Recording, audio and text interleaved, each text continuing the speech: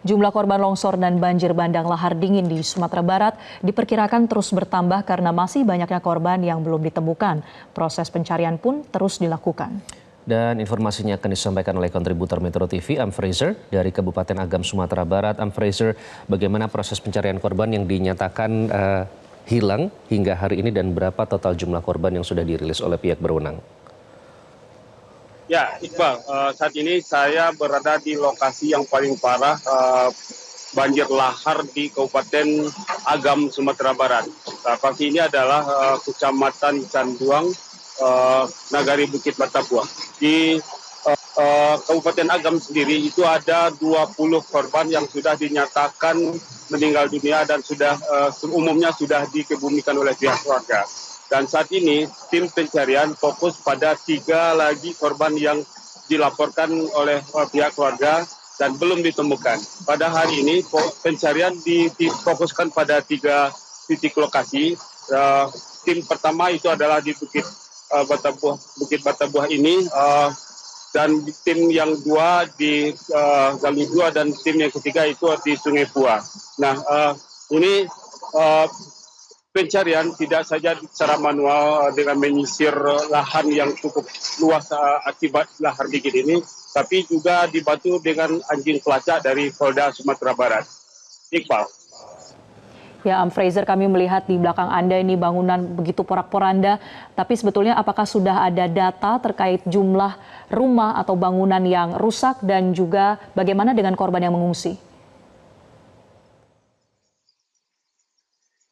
Ya, Marcel, memang di belakang saya ini adalah salah satu daerah atau tempat yang paling parah di Bukit Batabuah ini. Nah, untuk di daerah ini ada sekitar 73 unit rumah yang rusak parah. Sampai di bawah itu adalah kecamatan lain, sampai Angke. Di situ ada sekitar 40 rumah yang rusak parah. Nah, di situ juga ada pengungsi sebanyak 25 kakak. Sementara di Kecamatan Candung ini ada sekitar 35 kakak yang mengungsi di SD 08 Bukit Batabuah. Nah, untuk saat ini para pengungsi masih tetap bertahan di pengungsian karena dari malam tadi kembali lagi terjadi hujan yang cukup lebat atau intensitas tinggi, dan ini membuat warga sangat ketakutan untuk tinggal di rumah mereka. Karena rumah umumnya berada di pelantaran sungai yang saat ini baru sebagian yang sudah dinormalisasi oleh tim penanggulangan bencana atau tim gabungan dari BPBD Agam Sumatera Barat ini. Marcel. Oke, Am Fraser, saya lihat ada alat berat di situ, tapi itu berada di sekitar rumah-rumah yang rusak ya. Padahal kalau kita lihat salah satu penyebab banyaknya korban jiwa adalah akibat sungai yang dangkal sehingga membawa batu besar, kemudian juga gelondongan kayu yang menyebabkan korban begitu banyak. Nah, bagaimana dengan proses normalisasi sungai itu sendiri? Apakah fokusnya ke pembangunan rumah terlebih dahulu atau normalisasi sungai? Mengingat curah hujan yang masih tinggi. Ya, Iqbal, pada hari ini salah satu fokus tim penanggulangan bencana itu adalah normalisasi sungai. Tahap pertama telah selesai, yakni ini ada jembatan yang tiang itu adalah dianggap penyebab utama yang menghambat aliran lahar sungai ini. Nah, selain akan harapan dari warga, ini jembatan harus dibuka dan harus dibangun kembali karena sudah beberapa kali kejadian penyebabnya selalu tiang jembatan tersebut. Nah, selain itu, 1 unit alat berat ini memang sengaja oleh tim untuk membersih jalan lintas atau jalan alternatif dari Payakumbuh menuju Bukit Tinggi, dan harapan tim agar jalur ini kembali normal dalam waktu yang singkat. Sementara di atas kita sana jauh itu ada 2 unit alat berat yang sedang melakukan normalisasi sungai.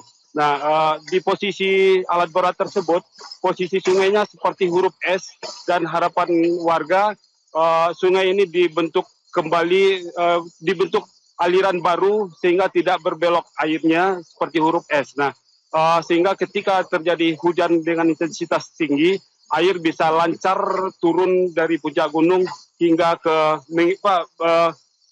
hingga tidak menimbulkan bencana baru bagi warga sekitar. Iqbal. Ya, Fraser, terkait dengan curah hujan tinggi, BMKG juga masih memberikan peringatan dini cuaca ekstrim di Sumatera Barat. Bagaimana dengan upaya evakuasi atau mungkin ada warga yang perlu direlokasi dari bantaran sungai? Ya, dari beberapa korban yang sempat saya temui dan di posko, umumnya mereka minta direlokasi yang tempat baru.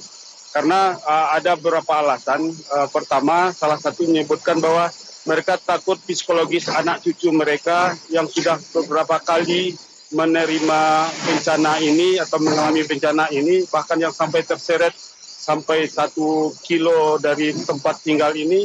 Nah, trauma itulah yang mereka takutkan. Nah, untuk hal itu tidak menimbulkan trauma yang panjang bagi anak cucu mereka, ada yang berminat untuk direlokasikan. Sementara dari informasi lain, pemukiman yang ada di bantaran sungai ini adalah bangunan baru.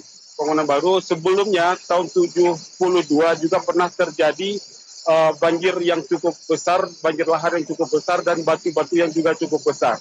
Nah, melihat kondisi seperti itu, mereka juga ingin untuk direlokasikan.